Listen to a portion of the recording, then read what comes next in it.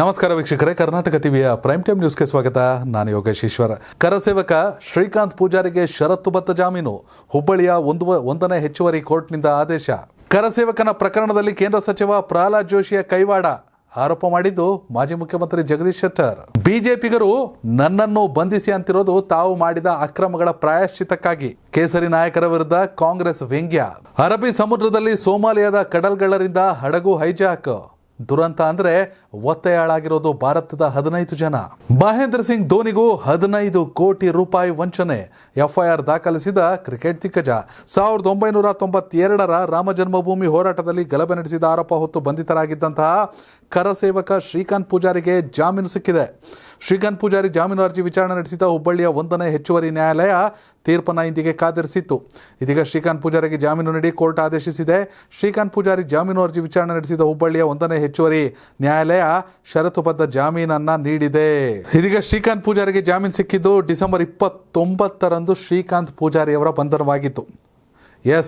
ಏನು ಬಿಜೆಪಿಗರ ಮುಗಿಲು ಮುಟ್ಟಿದ್ದಂತಹ ಪ್ರತಿಭಟನೆಗೆ ಕೊನೆಗೂ ಒಂದು ರೀತಿಯಲ್ಲಿ ಜಯ ಸಿಕ್ಕಂತ ಆಗಿದೆ ಅಂತಲೇ ಹೇಳ್ಬೋದು. ಯಾಕಂದರೆ ಇದಕ್ಕೂ ಮೊದಲು ಅಂದರೆ ಶ್ರೀಕಾಂತ್ ಪೂಜಾರಿ ಅವರಿಗೆ ಜಾಮೀನು ಸಿಗೋದಕ್ಕೂ ಮೊದಲು ಹುಬ್ಬಳ್ಳಿ ಗಲಭೆ ಆರೋಪಿ ಕರಸೇವಕ ಶ್ರೀಕಾಂತ್ ಪೂಜಾರಿ ಬಂಧನ ಮತ್ತು ಅವರ ಮೇಲೆ 16 ಪ್ರಕರಣಗಳು ಬಾಕಿ ಇವೆ ಎಂಬ ಗೃಹ ಸಚಿವ ಡಾಕ್ಟರ್ ಜಿ ಪರಮೇಶ್ವರ್ ಅವರ ಹೇಳಿಕೆಯನ್ನು ಖಂಡಿಸಿ ಬಿಜೆಪಿ ನಾಯಕರು ನಾನೂ ಕರಸೇವಕ, ನನ್ನನ್ನೂ ಬಂಧಿಸಿ ಅಂತ ಪ್ರತಿಭಟನೆಯನ್ನು ಮಾಡ್ತಿದ್ರು.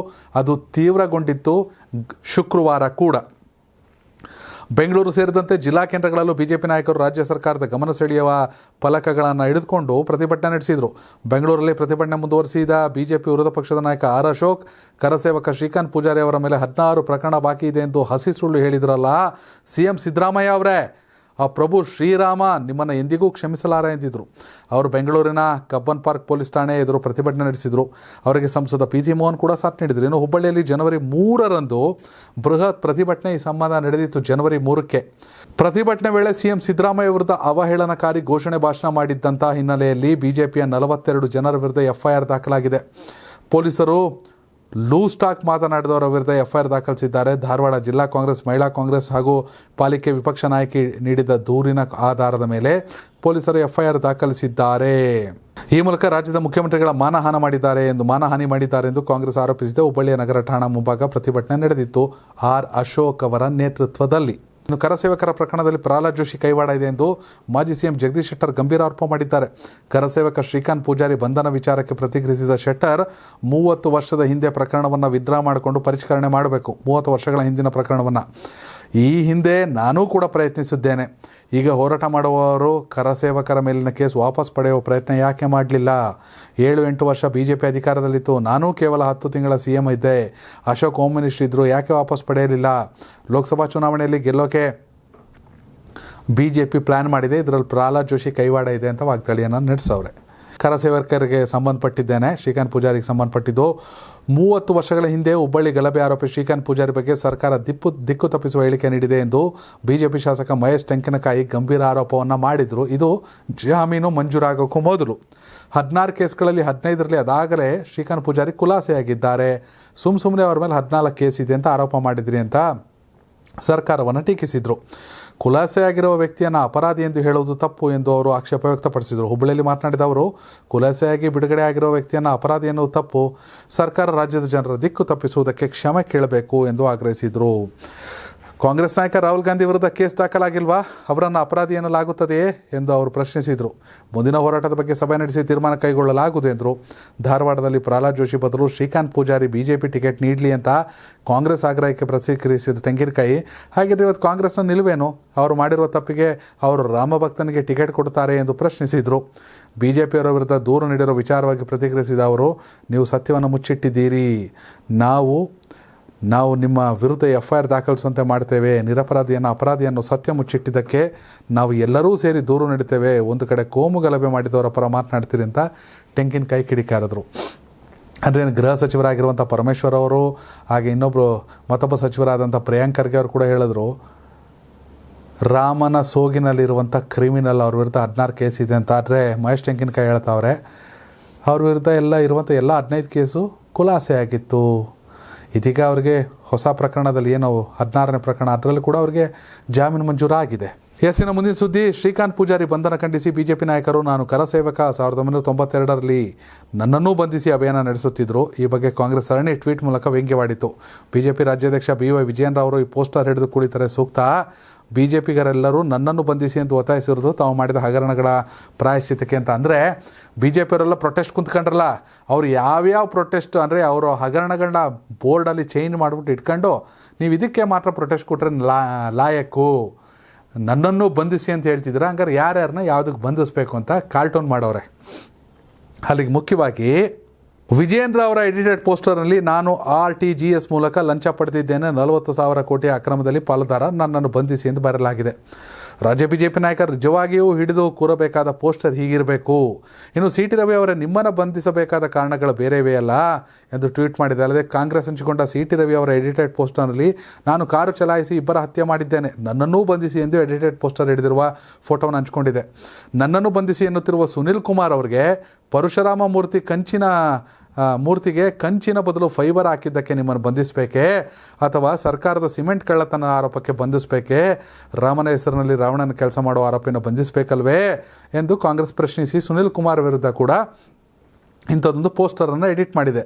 ಇನ್ನು KS ಈಶ್ವರಪ್ಪ ಅವರು ಹಿಡಿಬೇಕಾದ ಪೋಸ್ಟರ್ ಹೇಗಿರಬೇಕಂದ್ರೆ, ನ್ಯಾಯಾಲಯದಲ್ಲಿ ಬಿಜೆಪಿಗರ ಅಕ್ರಮಗಳು, ಅನಾಚಾರಗಳು, ಹಗರಣಗಳು ಸಾಬೀತಾದರೆ ನನ್ನನ್ನೂ ಬಂಧಿಸಿ ಎಂದು ಹೇಳುವುದು ಬೇಡ, ಬಂಧನ ಆಗೇ ಆಗುತ್ತೆ ಎಂದು ಕಾಂಗ್ರೆಸ್ ಬರೆದುಕೊಂಡಿದೆ. ಅಲ್ಲದೆ ಈಶ್ವರಪ್ಪ ವಿರುದ್ಧ ಹಂಚಿಕೊಂಡ ಪೋಸ್ಟರ್ನಲ್ಲಿ, ನಾನು 40% ಕಮಿಷನ್ ನುಂಗಿ ಸಂತೋಷ್ ಪಾಟೀಲ್ ಸಾವಿಗೆ ಕಾರಣನಾಗಿದ್ದೇನೆ, ನನ್ನನ್ನೂ ಬಂಧಿಸಿ ಎಂದು ಬರೆಯಲಾಗಿದೆ. ಇನ್ನು ಇತ್ತೀಚೆಗೆ ಸಂಸತ್ ಅಧಿವೇಶನ ನಡೆಯುತ್ತಿದ್ದಾಗ ಸ್ಮೋಕ್ ಬಾಂಬ್ ದಾಳಿ ಘಟನೆ ನಡೆದಿತ್ತಲ್ಲ, ಇದನ್ನು ಮುಂದಿಟ್ಕೊಂಡು ಸಂಸದ ಪ್ರತಾಪ್ ಸಿಂಹ ವಿರುದ್ಧ ಟ್ವೀಟ್ ಮಾಡಿದ ಕಾಂಗ್ರೆಸ್, ಪ್ರತಾಪ್ ಸಿಂಹ ಅವರೇ, ನೀವು ಈ ಪೋಸ್ಟರ್ ಹಿಡ್ಕೊಂಡು ಕೂತ್ರೆ ಒಳ್ಳೆಯದು, ತಾಕತ್ತು ದಮ್ಮು ಪ್ರದರ್ಶಿಸುವ ಒಂದು ಸವಾಲು ಹಾಕಿದೆ. ಸಂಸದರ ವಿರುದ್ಧ ಹಂಚಿಕೊಂಡ ಪೋಸ್ಟರ್ನಲ್ಲಿ, ನಾನು ಸಂಸತ್ ದಾಳಿಕೋರರಿಗೆ ಪಾಸ್ ಕೊಟ್ಟು ಸಹಕರಿಸಿದ್ದೇನೆ, ನನ್ನನ್ನು ಬಂಧಿಸಿ ಅಂತ. ತುಂಬ ಜನಕ್ಕೆ ವಿಚಾರ ಗೊತ್ತಿಲ್ಲ, ಈ ಬಾರಿಯ ವಿಧಾನಸಭಾ ಚುನಾವಣೆಯಲ್ಲಿ ಕಾಂಗ್ರೆಸ್ ಗೆಲ್ಲೋಕೆ ಗ್ಯಾರಂಟಿಗಳು ಎಷ್ಟು ಮುಖ್ಯವೋ ಸೋಷಿಯಲ್ ಮೀಡಿಯಾ ವಾರ್ ಕೂಡ ಅಷ್ಟೇ ಪ್ರಮುಖ ಪಾತ್ರವನ್ನು ವಹಿಸಿದೆ. ಪೇ CM ಅಭಿಯಾನ ಏನು ಶುರು ಆಯ್ತಲ್ಲ, ಅಲ್ಲಿಂದ BJP ಕಾಟ ಕೊಡೋಕ್ಕೆ ಶುರು ಮಾಡಿದ್ರು. ಇದು ಈಗ ನನ್ನನ್ನು ಬಂಧಿಸಿ ನಾನು ಕರಸೇವಕ ಅಂತ BJPಗರು ಏನು ಪ್ರತಿಭಟನೆ ಮಾಡ್ತಾಯಿದ್ರು ಅದಕ್ಕೆ ಕೌಂಟ್ರನ್ನು ಕೊಡ್ತವ್ರೆ. ಪ್ರೊಟೆಸ್ಟ್ ಮಾಡ್ತಿರೋರನ್ನ ಮುಖ್ಯವಾಗಿ ಇಟ್ಕೊಂಡು ಯಾರ್ಯಾರ ಮೇಲೆ ಏನೇನು ಆರೋಪ ಇದೆ, ಯಾವುದಕ್ಕೆ ನಿಮ್ಮನ್ನ ರಿಯಲ್ ಆಗಿ ಬಂಧಿಸಬೇಕು ಅಂತ ಕಾಂಗ್ರೆಸ್ ಮಾಡಿರುವಂಥ ಟ್ವೀಟ್ ಇದು ಎಕ್ಸ್ನಲ್ಲಿ. ಎಸ್ಸಿನ ಮುಂದಿನ ಸುದ್ದಿ, ಕರಸೇವಕನ ಮೇಲೆ ಸರ್ಕಾರ ದಬ್ಬಾಳಿಕೆ ಮಾಡ್ತಿದೆ, ಇದು ನಾಚಿಕೆಗೇಡು ಎಂದು ಮಾಜಿ ಮುಖ್ಯಮಂತ್ರಿ HD ಕುಮಾರಸ್ವಾಮಿ ವಾಗ್ದಾಳಿ ನಡೆಸಿದರು. ಬೆಂಗಳೂರಲ್ಲಿ ಮಾತನಾಡಿದ HDK, ಇವತ್ತು ಅಯೋಧ್ಯೆ ಉದ್ಘಾಟನೆ ಬಗ್ಗೆ ದೇಶದಲ್ಲಿ ಚರ್ಚೆ ಆಗ್ತಿದೆ, ನಮ್ಮ ರಾಜ್ಯದಲ್ಲಿ ಹಲವು ಸಮಸ್ಯೆಗಳು ಎದುರಿಸ್ತಾ ಇದ್ದೇವೆ, ರೈತರ ಆತ್ಮಹತ್ಯೆ ಮಾಡ್ಕೊಳ್ತಿದ್ದಾರೆ, ಸರ್ಕಾರಕ್ಕೆ ಇದ್ಯಾವುದರ ಕಾಳಜಿ ಇಲ್ಲ, ಇಂಥ ವಿಷಯ ಮುನ್ನೆಲೆಗೆ ತಂದು ವಿಷಯ ಡೈವರ್ಟ್ ಮಾಡ್ತಿದ್ದಾರೆ. ಕಾಂಗ್ರೆಸ್ ಸರ್ಕಾರದಲ್ಲಿ ಶ್ರೀಕಾಂತ್ ಪೂಜಾರಿ ಪ್ರಕರಣ ದೊಡ್ಡದು ಮಾಡಿದ್ದಾರೆ, ಎಲ್ಲ ಕೇಸ್ ಖುಲಾಸೆ ಆಗಿದೆ, ಮಾಧ್ಯಮಗಳು ಇದನ್ನು ತೋರಿಸಿವೆ ಅಂತ ತಿಳಿಸಿದರು. ಇನ್ನು ಶ್ರೀಕಾಂತ್ ಪೂಜಾರಿ ವಿರುದ್ಧದ ಪ್ರಕರಣವನ್ನು ಮತ್ತೆ ಮುನ್ನೆಲೆಗೆ ತರುವ ಮೂಲಕ ಕಾಂಗ್ರೆಸ್ ರಾಜಕಾರಣ ಮಾಡ್ತಿದೆ ಎಂದು JDSನ ರಾಷ್ಟ್ರೀಯ ಅಧ್ಯಕ್ಷರಾದಂಥ ಮಾಜಿ ಪ್ರಧಾನಿಗಳು ಆಗಿರುವಂಥ HD ದೇವೇಗೌಡರು ಹೇಳೋರೆ. ಈ ಕುರಿತು ಮಾತನಾಡಿದ ಅವರು, ಕಾಂಗ್ರೆಸ್ಸಿಗರು ಅನವಶ್ಯಕವಾಗಿ ಸೇಡಿನ ರಾಜಕಾರಣ ಮಾಡಿ ಕರಸೇವಕರನ್ನು ಹೊರಟಿದ್ದಾರೆ ಅಂತ ಆರೋಪಿಸಿದರು. ಇನ್ನು ನೈಸ್ ಯೋಜನೆಯಿಂದ ತುಂಬ ದಿನಗಳಿಂದ ಬಡವರಿಗೆ ಅನ್ಯಾಯವಾಗಿದೆ, ಅದನ್ನು ಸರಿಪಡಿಸಿ ಬಡವರ ಜಮೀನು ಉಳಿಸ್ಕೊಟ್ರೆ CM ಸಿದ್ದರಾಮಯ್ಯ ಅವರಿಗೆ ಆಭಾರಿಯಾಗಿರುತ್ತೇನೆ ಅಂತ ಕೂಡ ದೇವೇಗೌಡರು ಹೇಳೋರೆ. ಮೈತ್ರಿ BJP ಜೊತೆಗೆ ಆಬ್ವಿಯಸ್ಲಿ ಹೇಳಲೇಬೇಕು, ದೇವೇಗೌಡರು ಹೇಳಬೇಕು, ಕುಮಾರಸ್ವಾಮಿ ಅವರು ಹೇಳಬೇಕು. ಎಸ್ಸಿನ ಮುಂದಿನ ಸುದ್ದಿ, DCM DK ಶಿವಕುಮಾರ್ ವಿರುದ್ಧ ಆದಾಯ ಮೀರಿದ ಆಸ್ತಿ ಗಳಿಕೆ ಕೇಸ್ಗೆ ಸಂಬಂಧಿಸಿದಂತೆ ಸರ್ಕಾರದ ಆದೇಶದ ವಿರುದ್ಧ CBI ಕೋರ್ಟ್ ಮೆಟ್ಟಿಲೇರಿದೆ. DK ಶಿವಕುಮಾರರನ್ನ ಲೋಕಾಯುಕ್ತ ತನಿಖೆಗೆ ವಹಿಸುವ ಸರ್ಕಾರದ ಕ್ರಮ ಪ್ರಶ್ನಿಸಿ ಇಂದು CBI ಹೈಕೋರ್ಟ್ಗೆ ಮನವಿ ಸಲ್ಲಿಸಿತು. ಇದೇ ವೇಳೆ DK ಶಿವಕುಮಾರ್ ವಿರುದ್ಧ CBI ತನಿಖೆ ಸಮ್ಮತಿ ಹಿಂಪಡೆದ ಸರ್ಕಾರದ ಕ್ರಮ ಪ್ರಶ್ನಿಸಿ ಶಾಸಕ ಯತ್ನಾಳ್ ಸಲ್ಲಿಸಿರುವ ಅರ್ಜಿಯ ವಿಚಾರಣೆ ಕೂಡ ನಡೆಯುತ್ತೆ. DK ಶಿವಕುಮಾರ್ ವಿರುದ್ಧ CBI ತನಿಖೆಗೆ ಸರ್ಕಾರ ಸಮ್ಮತಿ ನೀಡಿತ್ತು. ಸಮ್ಮತಿ ಆಧರಿಸಿ CBI FIR ದಾಖಲಿಸಿತು. ಈಗ ಸಮ್ಮತಿ ಹಿಂಪಡೆದು ಪ್ರಕರಣ ಲೋಕಾಯುಕ್ತ ಪೊಲೀಸರ ತನಿಖೆಗೆ ನೀಡಲಾಗಿದ್ದು, ಸರ್ಕಾರದ ಕ್ರಮ ಪ್ರಶ್ನಿಸಿ CBIನಿಂದ ಅರ್ಜಿ ಸಲ್ಲಿಸಲಾಗಿದೆ. CBI ಕೂಡ ತನ್ನ ಅರ್ಜಿಯ ತುರ್ತು ವಿಚಾರಣೆಗೆ ಮನವಿ ಮಾಡುವ ಸಾಧ್ಯತೆ ಇದೆ.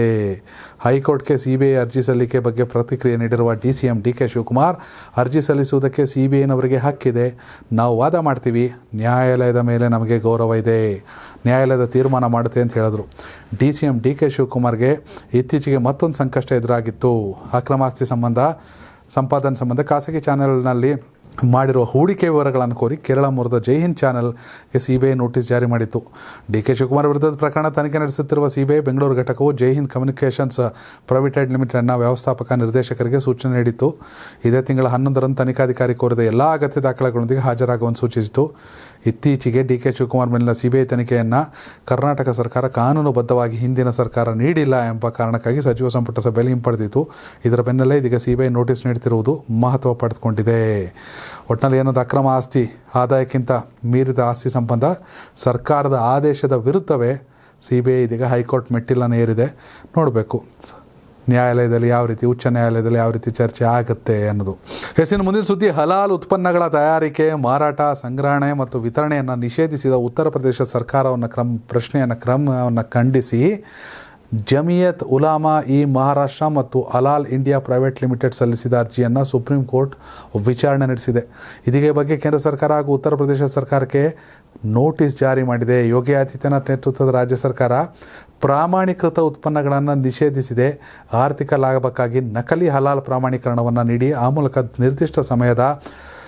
ನಿರ್ದಿಷ್ಟ ಸಮುದಾಯದ ಧಾರ್ಮಿಕ ಭಾವನೆಗಳಿಗೆ ಧಕ್ಕೆ ಮಾಡಿದ್ದಾರೆ ಎಂಬ ಆರೋಪದ ಮೇಲೆ ಪೊಲೀಸರು ಹಲವಾರು ಸಂಸ್ಥೆಗಳ ವಿರುದ್ಧ ಪ್ರಕರಣವನ್ನು ದಾಖಲಿಸಿದ್ದರಿಂದ ಉತ್ತರ ಪ್ರದೇಶ ಸರ್ಕಾರ ಕಳೆದ ತಿಂಗಳು ರಾಜ್ಯದಲ್ಲಿ ಹಲಾಲ್ ಪ್ರಮಾಣೀಕೃತ ಉತ್ಪನ್ನಗಳ ಮಾರಾಟವನ್ನು ನಿಷೇಧಿಸಿತ್ತು. ಯೋಗಿ ಆದಿತ್ಯನಾಥ್ ನೇತೃತ್ವದ ರಾಜ್ಯ ಸರ್ಕಾರ ಪ್ರಾಮಾಣೀಕೃತ ಉತ್ಪನ್ನಗಳನ್ನು ನಿಷೇಧಿಸಿದೆ.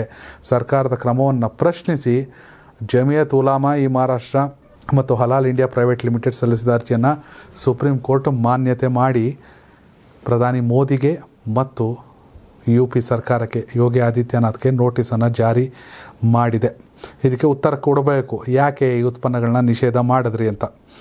ಇನ್ನು ಮುಂದಿನ ಸುದ್ದಿ, ಕಾಂಗ್ರೆಸ್ ನಾಯಕ ರಾಹುಲ್ ಗಾಂಧಿ ಅವರು ಭಾರತ ನ್ಯಾಯ ಯಾತ್ರೆ ಆರಂಭಿಸ್ತಾರೆ. ಯಾತ್ರೆಯಲ್ಲಿ ಜನ ಸೇರ್ತಾರೆ, ಆದರೆ ಜನ ಕಾಂಗ್ರೆಸ್ಗೆ ಮಾತ್ರ ಓಟ್ ಹಾಕಲ್ಲ ಅಂತ all India United democratic front ಅಂದರೆ AIUDF ಮುಖ್ಯಸ್ಥ ಬದ್ರುದ್ದೀನ್ ಅಜ್ಮಲ್ ಪ್ರತಿಪಾದಿಸಿದ್ದಾರೆ. ರಾಹುಲ್ ಗಾಂಧಿ ನೆಹರು ಕುಟುಂಬದ ಮಗ. ಅವರು ಯಾವುದೇ ಸ್ಥಳಕ್ಕೆ ಹೋದಾಗ ಜನ ಅಲ್ಲಿ ಸೇರ್ತಾರೆ ಮತ್ತು ಜನರು ಅವರನ್ನು ಹೀರೋ ಅಂತ ನೋಡ್ತಾರೆ. ಆದರೆ ಜನರು ಅವರಿಗೆ ಮತ್ತು ಕಾಂಗ್ರೆಸ್ಗೆ ಮತ ಹಾಕೋದಿಲ್ಲ, ಅದು ಕೆಲಸ ಮಾಡೋದಿಲ್ಲ ಎಂದು ಅವರು ಅಸ್ಸಾಂನ ಸಾರ್ವಜನಿಕ ಸಭೆಯಲ್ಲಿ ಹೇಳೋರೆ. ರಾಹುಲ್ ಗಾಂಧಿ ಜನವರಿ 14ರಂದು ಮಣಿಪುರದಿಂದ ಭಾರತ ನ್ಯಾಯ ಯಾತ್ರೆ ಆರಂಭಿಸಲಿದ್ದಾರೆ. ಬದ್ರುದ್ದೀನ್ ಅಜ್ಮಲ್ ಅವರು ಈ ಹಿಂದೆ ರಾಹುಲ್ ಗಾಂಧಿ ಅವರು ದೇಶದ 50% ಪ್ರವಾಸ ಮಾಡಿದ್ದು ಉತ್ತಮವಾಗಿತ್ತು, ಆದರೆ ಫಲಿತಾಂಶ ಏನಾಗಿತ್ತು ನಿಮಗೆಲ್ಲ ಗೊತ್ತೇ ಇದೆ ಎಂದಿದ್ದಾರೆ. ಮತ್ತೊಂದೆಡೆ ದೆಹಲಿ ಮುಖ್ಯಮಂತ್ರಿ ಅರವಿಂದ್ ಕೇಜ್ರಿವಾಲ್ಗೆ ಇಡಿ ನೋಟಿಸ್ ಜಾರಿ ಮಾಡುತ್ತಿರುವ ಕುರಿತು ಮಾತನಾಡಿದ ಅವರು, ಮೋದಿಜಿ ಒತ್ತಡವನ್ನು ಸೃಷ್ಟಿಸಲು ಹೊಸ ಮಾರ್ಗವನ್ನು ಹುಡುಕುತ್ತಿಲ್ಲ ಮತ್ತು ಅವರು ಕೇಜ್ರಿವಾಲ್ ಹಾಗೂ ಜಾರ್ಖಂಡ್ CM ಹೇಮಂತ್ ಸೊರೇನ್ ಅವರನ್ನು ಜೈಲಿಗೆ ಹಾಕ್ತಾರೆ ಎಂದು ತಿಳಿಸಿದರು. ಇದು ಇಂಡಿಯಾ ಮೈತ್ರಿಕೂಟಕ್ಕೆ ಅಪಾಯ. ನೀವು ಸುಮ್ಮನೆ ಕುಳಿತುಕೊಳ್ಳದಿದ್ದರೆ ನಾವು ಎಲ್ಲರನ್ನು ಒಂದೊಂದಾಗಿ ಈಡಿಗೆ ಒಪ್ಪಿಸುತ್ತೇವೆ. ಅವರು ಸಾಧ್ಯವಾದಷ್ಟು ಜನರನ್ನು ಹೆದರಿಸಲು ಪ್ರಯತ್ನಿಸ್ತಾರೆ ಎಂದು ಅಜ್ಮಲ್ ಹೇಳಿದರು. ಕಾಂಗ್ರೆಸ್ನ ಭಾರತ್ ನ್ಯಾಯ ಯಾತ್ರೆ ಘೋಷಣೆಯ ನಂತರ ಪ್ರಧಾನ ಕಾರ್ಯದರ್ಶಿ KC ವೇಣುಗೋಪಾಲ್ ಅವರು ಯಾತ್ರೆ ಉದ್ದೇಶ ಸಬ್ಕೆ ಲಿಯೆ ನ್ಯಾಯ ಅಂತ ಹೇಳಿದರು. ಆದರೆ ಕೇಂದ್ರ ಸರ್ಕಾರ ಕಾಂಗ್ರೆಸ್ಸನ್ನು ಕಪಿ ಮುಷ್ಟಿಲ್ ತಗತ್ತದೆ. ರಾಹುಲ್ ಗಾಂಧಿ ನೋಡೋಕ್ಕೆ ಜನ ಬರ್ತಾರೆ, ಆದರೆ ಅದು ಓಟಾಗಿ ಕನ್ವರ್ಟ್ ಆಗಲ್ಲ ಅಂತ ಬದ್ರುದ್ದೀನ್ ಅಜ್ಮಲ್ ಏನಿದ್ದಾರೆ ಇವರು ಯುನೈಟೆಡ್ ಡೆಮೊಕ್ರಾಟಿಕ್ ಫ್ರಂಟ್ನ ಮುಖ್ಯಸ್ಥರು ಹೇಳೋರೆ. ಆಘಾತಕಾರಿ ಸಂಗತಿ. 2023ರ ಕೊನೆಯಲ್ಲಿ ರಿಲೀಸ್ ಆದಂತಹ ಕಾಟೇರ ಸಿನಿಮಾ ಸೂಪರ್ ಹಿಟ್ ಆಗಿದೆ. ದರ್ಶನ್ ನಟನೆಯ ತರುಣ್ ಸುಧೀರ್ ನಿರ್ದೇಶನದ ಈ ಸಿನಿಮಾ 104 ಕೋಟಿ ರೂಪಾಯಿ ಬಾಚಿಕೊಂಡಿದೆ. ಕನ್ನಡದ ಸಿನಿಮಾ 100 ಕ್ರೋರ್ ಕ್ಲಬ್ಬನ್ನು ಸೇರುತ್ತೆ ಅನ್ನೋದನ್ನು ಪ್ರೂವ್ ಮಾಡಿ ತೋರಿಸೋರು ಡಿ ಬಾಸು. ಸುಮ್ಮನೆ ಪ್ಯಾನ್ ಇಂಡಿಯಾ ಮಾಡ್ಕೊಂಡು ಕುಂತ್ಕೊಳ್ಳೋದಲ್ಲ. ಕರ್ನಾಟಕ ಮಾರ್ಕೆಟ್ ಬಿದ್ದೋಯ್ತು, ಕೊರೋನಾ ಬಂದಾಯಿತು, ಸಿನಿಮಾ ಓಡಲ್ಲ, ಜನ ಥಿಯೇಟ್ರಿಗೆ ಬರಲ್ಲ ಅನ್ನೋದೆಲ್ಲ ಸುಳ್ಳು. ಪ್ರೂವ್ ಆಗಿದೆ. OTT ಕಾಂಪಿಟೇಷನ್, ಕಂಟೆಂಟ್ ಕರೆಕ್ಟಾಗಿದ್ದರೆ ಜನ ಥಿಯೇಟ್ರಿಗೆ ಬರ್ತಾರೆ. ಡಿ ಬಾಸ್ ದರ್ಶನ್ ಅವರ ಸಿನಿಮಾದಲ್ಲಿ ಕೇವಲ ಡಿ ಬಾಸ್ ಆರ್ಭಟ ಅಷ್ಟೇ ಇಲ್ಲ, ಸಮಾಜದ ಕಳಕಳಿ ಇದೆ, ರೈತರ ಕಳಕಳಿ ಇದೆ. ಹೀಗಾಗಿ ಸಿನಿಮಾ ಗೆದ್ದಿದೆ. ಒಂದು ಸ್ಟ್ರಾಂಗ್ ಕತೆ ಜೊತೆಗೆ ಸ್ಟ್ರಾಂಗ್ ಕ್ಯಾರೆಕ್ಟರು, ನಟ ಇದರ ಸಿನಿಮಾನ ಜನ ಕೈ ಬಿಡಲ್ಲ ಅನ್ನೋದನ್ನು ಪ್ರೂವ್ ಮಾಡಿ ತೋರಿಸೋರೆ. ಕರ್ನಾಟಕದಲ್ಲೇ ಕನ್ನಡ ಸಿನಿಮಾ ರಿಲೀಸ್ ಆದ ಕೆಲವೇ ದಿನಗಳಲ್ಲಿ ಕಾಟೇರ 100 ಕೋಟಿ ಕ್ಲಬ್ಬನ್ನು ಸೇರಿದೆ. ಕೇಳ್ಬೋದು ಹೆಂಗೆ ಲೆಕ್ಕ, ಹೆಂಗೆ ಯಾವ್ಯಾವ ದಿನ ಎಷ್ಟೆಷ್ಟು ಅನ್ನೋದನ್ನು ಕೂಡ ಕೊಟ್ಟವ್ರೆ. ಡಿಸೆಂಬರ್ 29 ರಿಲೀಸು, ಮೊದಲನೇ ದಿನ 19.79 ಕೋಟಿ ರೂಪಾಯಿ. ಡಿಸೆಂಬರ್ 30ಕ್ಕೆ 17.35 ಕೋಟಿ. ಡಿಸೆಂಬರ್ 31 20.94 ಕೋಟಿ. ನ್ಯೂ ಇಯರ್ ನೈಟ್ ಜನ ಪಿಕ್ಚರ್ ನೋಡವ್ರೆ. 31ನೇ ತಾರೀಕು ಕೊನೆ ದಿನ. ಇನ್ನು ಜನವರಿ 1 18.26 ಕೋಟಿ, ಜನವರಿ 2 9.24 ಕೋಟಿ, ಜನವರಿ 3 9.78 ಕೋಟಿ ಕಲೆಕ್ಷನ್ನು, ಜನವರಿ 4 ಅಂದರೆ 4ನೇ ತಾರೀಕುವರೆಗೆ ಆಗಿರುವಂಥ ಕಲೆಕ್ಷನ್ 29, 30, 31, 1, 2, 3, 4 ರಿಲೀಸ್ ಆದ 7ನೇ ದಿನದಲ್ಲಿ 4ನೇ ತಾರೀಕು 9.52 ಕೋಟಿ ಆಗಿದೆ. 7 ದಿನಕ್ಕೆ ಕಾಟೇರ ಚಿತ್ರ 52.77 ಲಕ್ಷ ಟಿಕೆಟ್ ಮಾರಾಟ ಆಗಿದೆ. ಒಟ್ಟಾರೆ ರಿಲೀಸ್ ಆದ ಒಂದೇ ವಾರದಲ್ಲಿ 104.58 ಕೋಟಿ ರೂಪಾಯಿಯನ್ನು ಬಾಚಿಕೊಂಡಿದೆ. ಧೀರ ರಾಕ್ಲೈನ್ ವೆಂಕಟೇಶ್ ನೀವೇ ಕೊಟ್ಟಿರೋ ಒಂದಷ್ಟು ಮಾಹಿತಿಗಳ ಪ್ರಕಾರ ಬಂದಿದೆಪ್ಪ. ಆಮೇಲೆ ಎಲ್ಲ ಡೀಟೇಲಾಗಿ ಹೇಳ್ಬಿಟ್ರು. ರಾಕ್ಲೈನ್ ವೆಂಕಟೇಶ್ ಅವ್ರಿಗೆ ಮತ್ತು IT ಅವರು ಬಂದ್ಬಿಡ್ತಾರೆ ಅಂತ ಅಲ್ಲ, ಗೆದ್ದಿದೆ. ಯಾರು ಆ್ಯಕ್ಚುಯಲ್ ಕಂಟೆಂಟ್ ಅಂದರೆ ಎಷ್ಟು ಕಲೆಕ್ಷನ್ ಆಗಿದೆ ಅಂತ ಹೇಳಲ್ಲ, ಬಟ್ 100 ಕೋಟಿ ಕ್ಲಬ್ಬನ್ನು ಜಾಯ್ನ್ ಆಗಿದೆ ಕಾಟೇರ. ಖುಷಿ ಕನ್ನಡದ ಸಿನಿಮಾ ಗೆದ್ದಿದೆ, ಕರ್ನಾಟಕದಲ್ಲಿ ಗೆದ್ದಿದೆ. ಇನ್ಮೇಲೆ ಅದು ಆಬ್ವಿಯಸ್ಲಿ ಡಬ್ ಗಿಬ್ಬಾಗಿ ಹೊಂಟೋಯ್ತದೆ, ಪ್ಯಾನ್ ಇಂಡಿಯಾ ಅದಾಗೆ ಆಗ್ಬಿಡುತ್ತೆ, ಯಾರು ಮಾಡಬೇಕಾಗಿಲ್ಲ. ಇನ್ನು ಮುಂದಿನ ಸುದ್ದಿ, 15 ಮಂದಿ ಭಾರತೀಯರಿದ್ದ ಲೈಬೀರಿಯನ್ ಧ್ವಜದ ಹಡಗನ್ನು ಸೋಮಾಲಿಯಾ ಕರಾವಳಿಯ ಬಳಿ ಅಪಹರಣ ಮಾಡಲಾಗಿದೆ ಎಂದು ಭಾರತೀಯ ನೌಕಾಪಡೆ ಹೇಳಿದೆ. ಲೈಬೀರಿಯನ್ ಧ್ವಜದ ಹಡಗು MV ಲೀಲಾ ನಾಫೋರ್ಕ್ ಎಂದು ಗುರುತಿಸಲಾಗಿದ್ದು, ಇದರಲ್ಲಿ 15 ಭಾರತೀಯರು ಸಿಬ್ಬಂದಿಗಳು ಇದ್ದರು ಎನ್ನಲಾಗಿದೆ. ಹಡಗನ್ನು ಭಾರತೀಯ ನೌಕಾಪಡೆ ಸೂಕ್ಷ್ಮವಾಗಿ ಗಮನಿಸುತ್ತಿದೆ ಅಂತ ತಿಳಿದು ಬಂದಿದೆ. ಅಪಹರಣಕ್ಕೊಳಗಾದ ಹಡಗಿನ ಚಲನವಲನಗಳ ಮೇಲೆ ಜಾಗರೂಕ ನಿಗಾ ಇಡಲು ಭಾರತೀಯ ನೌಕೆಯ ವಿಮಾನಗಳನ್ನು ನಿಯೋಜಿಸಲಾಗಿದೆ. ಭಾರತೀಯ ನೌಕಾಪಡೆಯ ಯುದ್ಧ ವಿಮಾನ INS ಚೆನ್ನೈನಿಂದ ಅಪಹರಣಕ್ಕೊಳಗಾದ ಹಡಗಿನ ಕಡೆಗೆ ಚಲಿಸುತ್ತಿದೆ ಎಂದು ನೌಕಾಪಡೆ ತಿಳಿಸಿದೆ. ಯುದ್ಧ ನೌಕೆಯ ಹಡಗಿನ ಮೇಲೆ ಹಾರಿದ್ದು ಸಿಬ್ಬಂದಿಯ ಸುರಕ್ಷತೆಯನ್ನು ಖಚಿತಪಡಿಸಿಕೊಳ್ಳುವ ಬಗ್ಗೆ ಹಡಗಿನ ಸಿಬ್ಬಂದಿ ಜೊತೆ ಸಂಪರ್ಕ ಸಾಧಿಸಿದೆ. ನೌಕಾಪಡೆಯ ವಿಮಾನವು ಹಡಗಿನ ಚಲನೆಯನ್ನು ನಿರಂತರವಾಗಿ ಮೇಲ್ವಿಚಾರಣೆ ಮಾಡ್ತಾ ಇದೆ. ಭಾರತೀಯ ಯುದ್ಧ ನೌಕೆ INS ಚೆನ್ನೈ ನೆರವು ನೀಡಲು ಸಜ್ಜಾಗಿದೆ ಎಂದು ಹೇಳಿತ್ತು. ಅಪಹರಣಗೊಂಡ ಹಡಗಿನಲ್ಲಿ ಭಾರತೀಯರು ಇದ್ದು ಸಿಬ್ಬಂದಿಯ ಜೊತೆ ಸಂವಹನ ನಡೆಸಲಾಗ್ತಿದೆ ಎಂದು ಅಧಿಕಾರಿಗಳು ಹೇಳಿಕೆ ನೀಡಿದ್ದಾರೆ. ಸೇನಾ ಅಧಿಕಾರಿಗಳ ಪ್ರಕಾರ ಸೋಮಾಲಿಯಾ ಕರಾವಳಿಯಲ್ಲಿ ಹಡಗನ್ನು ಅಪಹರಿಸಿರುವ ಬಗ್ಗೆ ಗುರುವಾರ ಸಂಜೆ ಮಾಹಿತಿ ಲಭ್ಯವಾಗಿದ್ದು, ಸದ್ಯ ಭಾರತೀಯ ನೌಕಾಪಡೆ ವಿಮಾನ ಹಡಗುಗಳ ಮೇಲೆ ನಿಗಾ ಇಟ್ಟಿದೆ. ಯಾರಿಗೂ ಭಾರತೀಯರಂತಲ್ಲ, ಹಡಗಲಿರೋರು ಯಾರಿಗೂ ಏನಾಗಬಾರ್ದು, ಎಲ್ಲ ಸುರಕ್ಷಿತವಾಗಿ ವಾಪಸ್ ಆಗಬೇಕು ಅಂತ ಪ್ರಾರ್ಥಿಸೋಣ. ಇನ್ನು ಮುಂದಿನ ಸುದ್ದಿ, ಭಾರತದ ಮಾಜಿ ಕ್ರಿಕೆಟಿಗ ಮಹೇಂದ್ರ ಸಿಂಗ್ ಧೋನಿ ಅವರ ಮಾಜಿ ಉದ್ಯಮ ಪಾಲುದಾರರಿಂದಲೇ ಕೋಟಿಗಟ್ಟಲೆ ವಂಚನೆಯಾಗಿದೆ ಅಂತ ವರದಿಯಾಗಿದೆ. ಅಲ್ಲದೆ ಧೋನಿ ತಮ್ಮ ಮಾಜಿ ಬಿಸ್ನೆಸ್ ಪಾಲುದಾರ 15 ಕೋಟಿ ರೂಪಾಯಿ ವಂಚಿಸಿದ್ದಾರೆ ಎಂದು ಆರೋಪ ಮಾಡಿ ನ್ಯಾಯಾಲಯದ ಮೊರೆ ಹೋಗಿದ್ದಾರೆ. ಒಂದು ರಿಪೋರ್ಟ್ ಪ್ರಕಾರ ಆರ್ಕಾ ಸ್ಪೋರ್ಟ್ಸ್ ಆ್ಯಂಡ್ ಮ್ಯಾನೇಜ್ಮೆಂಟ್ ಲಿಮಿಟೆಡ್ನ ಸೌಮ್ಯ ಬಿಸ್ವಾಸ್ ಮತ್ತು ಮಿಹಿರ್ ದಿವಾಕರ್ ವಿರುದ್ಧ ಧೋನಿ ರಾಂಚಿ ನ್ಯಾಯಾಲಯದಲ್ಲಿ ಕ್ರಿಮಿನಲ್ ಮೊಕದ್ದಮೆ ದಾಖಲಿಸಿದ್ದಾರೆ ಅಂತ ತಿಳಿದು ಬಂದಿದೆ.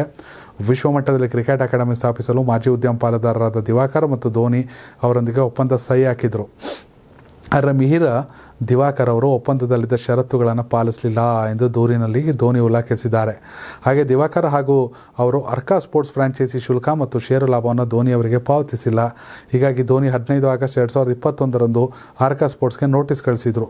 ಆ ಬಳಿಕ ಅರ್ಕಾ ಸ್ಪೋರ್ಟ್ಸ್ ನೀಡಲಾಗಿದ್ದ ಹಕ್ಕುಗಳನ್ನು ರದ್ದುಗೊಳಿಸಲಾಗಿತ್ತು. ಆ ಬಳಿಕ ಧೋನಿ ತಮ್ಮ ಮಾಜಿ ಉದ್ಯಮ ಪಾಲುದಾರರ ವಿರುದ್ಧ ಹಲವು ಬಾರಿ ನೋಟಿಸ್ ಕಳಿಸಿದರು. ಆದರೆ ಯಾವುದೇ ಪ್ರಯೋಜನವಾಗಿಲ್ಲ ಅಂತ ವಿಧಿ ಅಸೋಸಿಯೇಟ್ಸ್ ಮೂಲಕ MS ಧೋನಿ ಅವರನ್ನು ಪ್ರತಿನಿಧಿಸುತ್ತಿರುವ ದಯಾನಂದ್ ಸಿಂಗ್ ಈ ಮಾಹಿತಿಯನ್ನು ನೀಡವರೆ. ಧೋನಿಗೂ ಯಾಮಾರಿಸ್ತಾರೆ 15 ಕೋಟಿ ರೂಪಾಯಿ. ಧೋನಿಗೇನು 15 ಕೋಟಿ ರೂಪಾಯಿ ದೊಡ್ಡದಲ್ಲ, ಅವ್ರು ನಂಬಿಸ್ತವರೇ ಮೋಸ ಮಾಡಿದ್ರು ಅನ್ನೋ ಬೇಸರದ ಸಂಗತಿ. ಒಂದು IPL ಮಾಡಿದ್ರೆ ಕಾಸು ಬಂದ್ಬಿಡುತ್ತೆ ಅವ್ರಿಗೆ. IPL ಆಡಿದ್ರೆ ವರ್ಷದಲ್ಲಿ 3 ತಿಂಗಳು 14 ಮ್ಯಾಚ್ ಆಡಿಬಿಟ್ರೆ ಸಾಕು, ಇನ್ನೇನು ಬೇಕಾಗಿಲ್ಲ. ಒಂದು ಕಡೆ ಕರಸೇವಕ ಶ್ರೀಕಾಂತ್ ಪೂಜಾರಿಗೆ ಜಾಮೀನು ಸಿಕ್ಕಿದೆ, ಮತ್ತೊಂದು ಕಡೆ ಸರ್ಕಾರದ ಕ್ರಮವನ್ನು ಖಂಡಿಸಿ ಆದಾಯ ಮೀರಿದ ಆಸ್ತಿಗಳಿಕೆ ಪ್ರಕರಣದಲ್ಲಿ ಸರ್ಕಾರದ ನಿರ್ಧಾರದ ವಿರುದ್ಧ CBI ಹೈಕೋರ್ಟ್ ಮೆಟ್ಟಿಲೇರಿದೆ. ಮತ್ತೊಂದು ಕಡೆ ಸೋಮಾಲಿಯಾ ಕಡಲ್ಗಳ್ಳರು ಭಾರತೀಯ ಹಡಗನ್ನು ಹೈಜಾಕ್ ಮಾಡಿದ್ದಾರೆ ಅನ್ನೋ ಮಾಹಿತಿ, ಜೊತೆಗೆ ಧೋನಿಗೆ ಕೂಡ ವಂಚನೆ, ಎಲ್ಲ ಸುದ್ದಿಯನ್ನು ನೀಡಿದ್ದೀವಿ. ಇವತ್ತಿನ ಪ್ರೈಮ್ ಟೈಮ್ ನ್ಯೂಸ್ ಬಗ್ಗೆ ಕಾಮೆಂಟ್ ಮಾಡಿ. ಧನ್ಯವಾದಗಳು ವೀಕ್ಷಕರೇ. ಕರ್ನಾಟಕ TV ಕನ್ನಡಿಗರ ಧ್ವನಿ. ಈ ಭೂಮಿ ಮೇಲೆ ತಾನಷ್ಟೇ ಉದ್ಧಾರ ಆದ್ರೆ ಸಾಕು, ಬೇರೆಯವ್ರನ್ನ ಬೆಳೆಸೋ ಉಸಾಬರಿ ನಮ್ಗ್ಯಾಕೆ ಅನ್ನೋರ್ ಸಂಖ್ಯೆನೇ ಜಾಸ್ತಿ. ಆದ್ರೆ ಕೆಲವರು ಮಾತ್ರ ತಾನು ಬೆಳೆಯೋದ್ರ ಜೊತೆಗೆ ತನ್ನವರನ್ನು ಕೂಡ ಬೆಳೆಸ್ತಾರೆ. ತಮಗಿಂತ ಎತ್ತರಕ್ಕೆ ಬೆಳೆಯೋಕೆ ಬೆಳಕಾಗ್ತಾರೆ. ಸಾಧಿಸುವ ಗುರಿ ಇದ್ದವ್ರಿಗೆ ದಾರಿದೀಪ ಆಗ್ತಾರೆ. ಇದೀಗ ನಾನು ಇತರರ ಭವಿಷ್ಯಕ್ಕೆ ಬೆಳಕಾಗುವವರ ಸಂದರ್ಶನ ಮಾಡಲು ಹೊರಟಿದ್ದಾನೆ. ಮಿಸ್ ಮಾಡದೆ ನೋಡಿ ಕರ್ನಾಟಕ TV ದಾರಿದೀಪ.